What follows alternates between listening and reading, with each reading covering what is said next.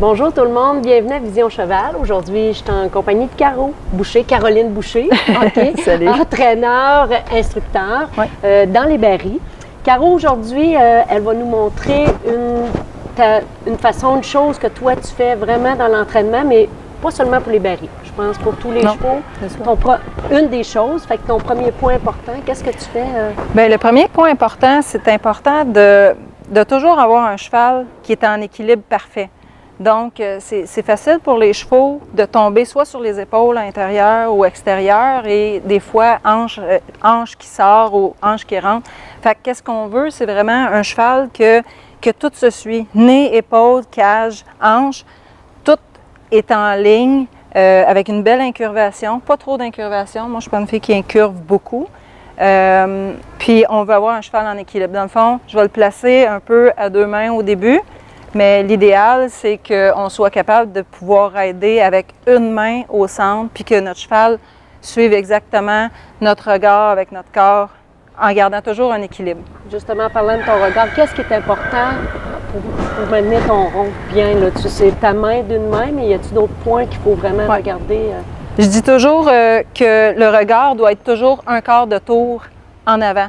Donc, si on regarde avec une horloge, si on est à midi, il faut que nos yeux soient au moins à 9 heures, de 9 heures à 6 heures, de 6 heures à 3 heures. Donc, ça permet au corps de toujours être prêt à la prochaine étape.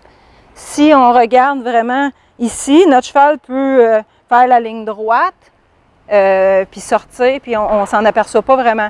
Mais si je suis dans mon cercle et puis que mes yeux sont toujours un quart en avant, ça permet à ma cage thoracique d'être incurvée du bon côté et ensuite de contrôler le cheval vraiment où est-ce que je veux dans mon cercle. Parfait. Fait que si on regarde, disons, un exemple. Oui, vas-y, fais-moi un exemple. Fait que mes yeux toujours un quart en avant.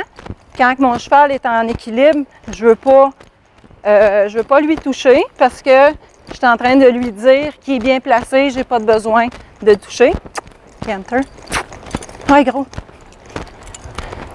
Donc, là, j'ai senti qu'il a tombé un petit peu sur son épaule extérieure. J'ai juste appuyé ma jambe extérieure. Il va sûrement retomber un petit peu à l'extérieur à cet endroit-ci. J'ai bloqué ma main extérieure. Il a regardé sa motion avant. Une dernière fois, normalement, oui. Et puis là, ben, j'ai un cheval que je peux être à une main. Puis je peux faire, si je veux, rapetisser mon cercle ou agrandir. Et puis, il est toujours en équilibre parfait, sans tomber en dedans ou dehors. Si on est toujours obligé de les soutenir, de compenser pour eux autres, on va être obligé de le faire la fin de semaine aux compétitions aussi. Parfait.